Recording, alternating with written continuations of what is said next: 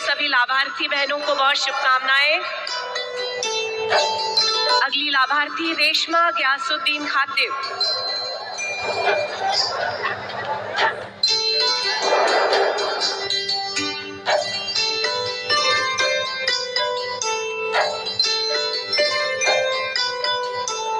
बहुत बहुत बधाई। इसके बाद अर्चना अश्वत्थामा चौहान।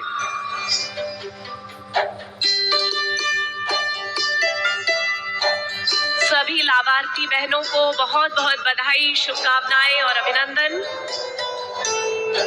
हृदय की गहराइयों से बहुत बहुत धन्यवाद सम्माननीय प्रधानमंत्री महोदय। आपके कार्य और आपके विचार हम सभी को सदैव प्रेरणा देते हैं।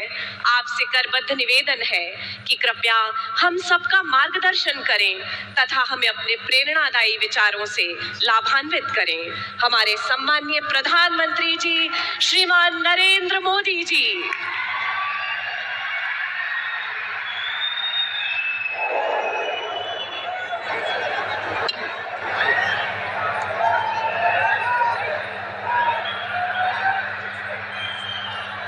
आजेर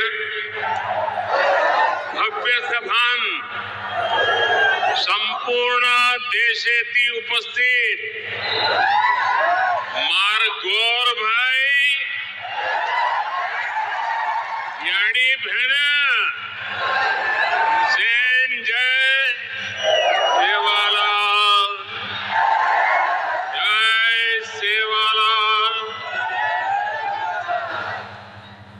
महाराष्ट्र के गवर्नर सीपी राधाकृष्णन जी, यहाँ के लोकप्रिय मुख्यमंत्री एकनाथ शिंदे जी,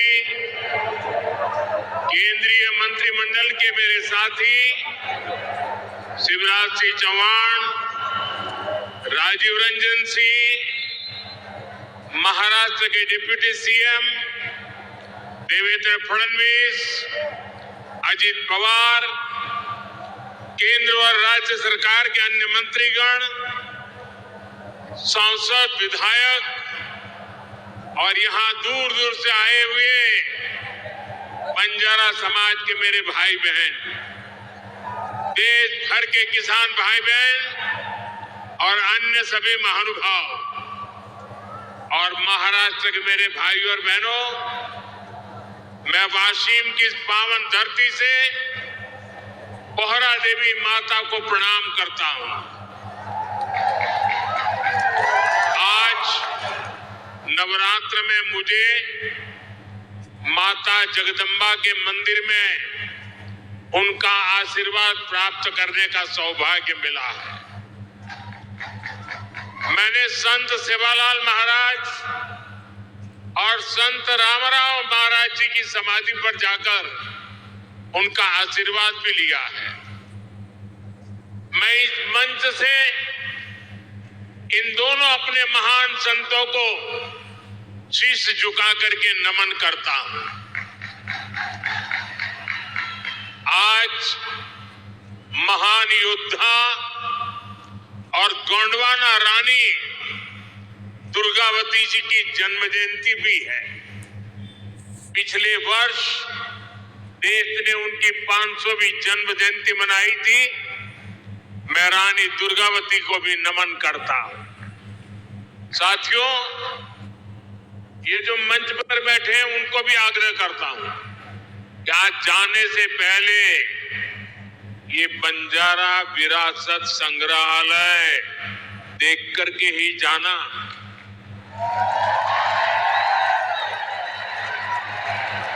मैं देवेंद्र जी को बधाई देता हूं।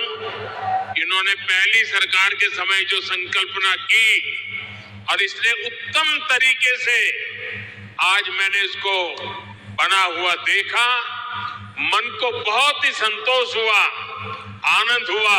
और मैं तो आपसे आग्रह करूंगा, आप तो देखें, आपके पूरे परिवार को बाद में समय निकाल करके इसे देखने के लिए जरूर भेजें। मैं अभी बोहरा देवी में बंजारा समुदाय के भी कुछ महानुभावों से मिलकर के आया। इस म्यूजियम के जरिए उनकी विरासत को जो पहचान मिली है, उसका संतोष और चिंता करें, उन्हें सही सम्मान दें।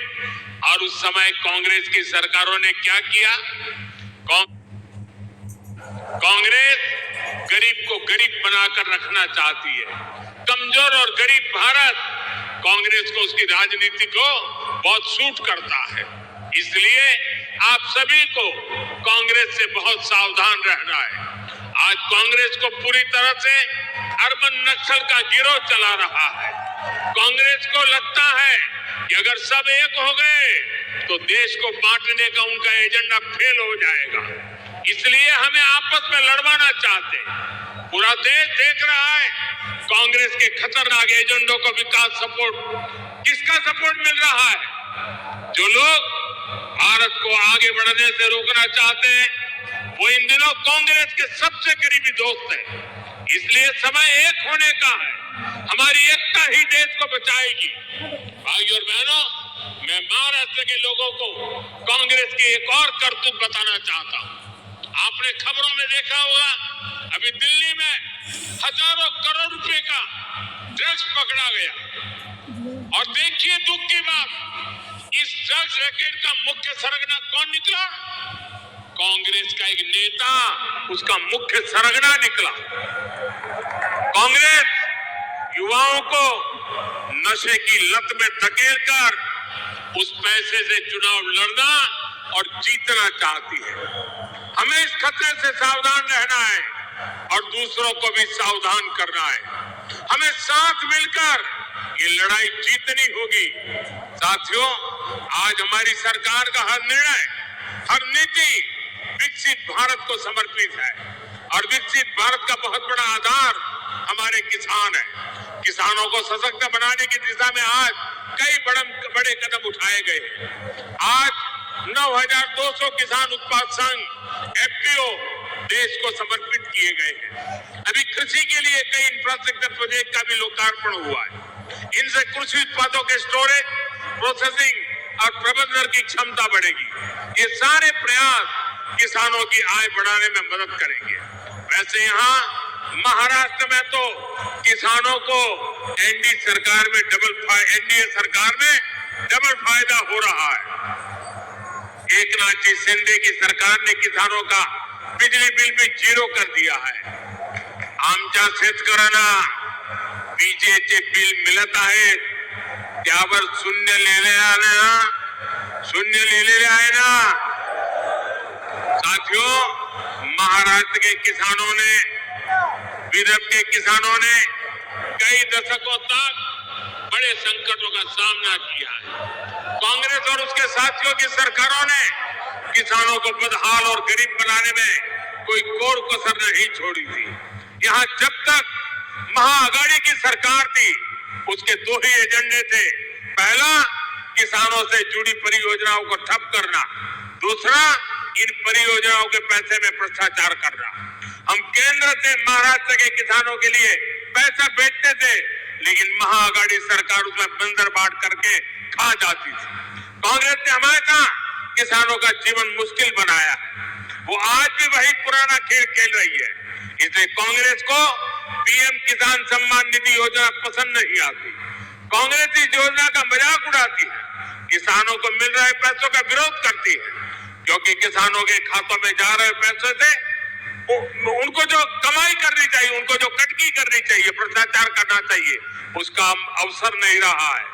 आज पड़ोसी राज्य कर्नाटका को देखिए, जैसे महाराष्ट्र में महायुति सरकार किसान सम्मान निधि के साथ अलग से पैसे देती है, ऐसे ही कर्नाटका में बीजेपी सरकार देती थी।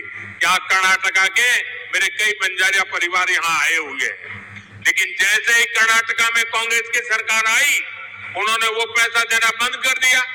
वहां की कई सिंचाई परियोजनाओं से राज्य सरकार ने मुंह फेर लिया। कर्नाटका में कांग्रेस ने बीज की कीमतें भी बढ़ा दी। हर चुनाव से पहले कर्ज माफी का झूठा वादा कांग्रेस का पसंदीदा हथकंडा है। तेलंगाना में ये लोग कर्ज माफी का वादा करके सत्ता में आए, लेकिन सरकार बनने के बाद इतना समय गुजर गया, अब किसान कुछ पूछ रहे हैं कि उनका कर्ज माफ क्यों नहीं हुआ। भाइयों और बहनों, हमें भूलना नहीं है, महाराष्ट्र में भी कांग्रेस और महाआघाड़ी सरकार ने सिंचाई से जुड़े कितने कामों को रोक कर रखा था। जब एनडीए सरकार आई, उसने इस दिशा में तेजी से काम किया। महाराष्ट्र सरकार ने वैनगंगा नलगंगा नदियों को लिंक करने की योजना को मंजूरी दी है। करीब 90,000 करोड़ रुपए की इस परियोजना से अमरावती, यवतमाल, अकोला, बुलडाना, वाशिम, नागपुर और वर्धा में पानी की कमी को दूर होगी। महाराष्ट्र की सरकार कपास और सोयाबीन की खेती करने वाले किसानों को आर्थिक मदद भी दे रही है। किसानों के खातों में कपास और सोयाबीन के लिए 10-10 हजार रुपए दिए जा रहे हैं। हाल ही में अमरावती के टेक्सटाइल पार्क का शिलान्यास भी किया गया। इस पार्क से कपास किसानों को बड़ी मदद मिलेगी। साथियों, हमारे महाराष्ट्र में देश की आर्थिक प्रगति का नेतृत्व करने की असीम क्षमता है। ये तभी होगा जब गांव, गरीब, किसान, मजदूर, दलित, वंचित सबको आगे बढ़ाने का अभियान मजबूती से चलता रहेगा। मुझे विश्वास है आप सब अपना आशीर्वाद बनाए रहेंगे। हम सब साथ मिलकर विकसित महाराष्ट्र, विकसित भारत के सपने को पूरा करेंगे। इसी कामना के साथ मैं एक बार फिर हमारे किसान साथियों और मेरे बंजारा समाज के सब भाई बहनों को बहुत बहुत बधाई देता हूं। मेरे साथ बोलिए भारत माता की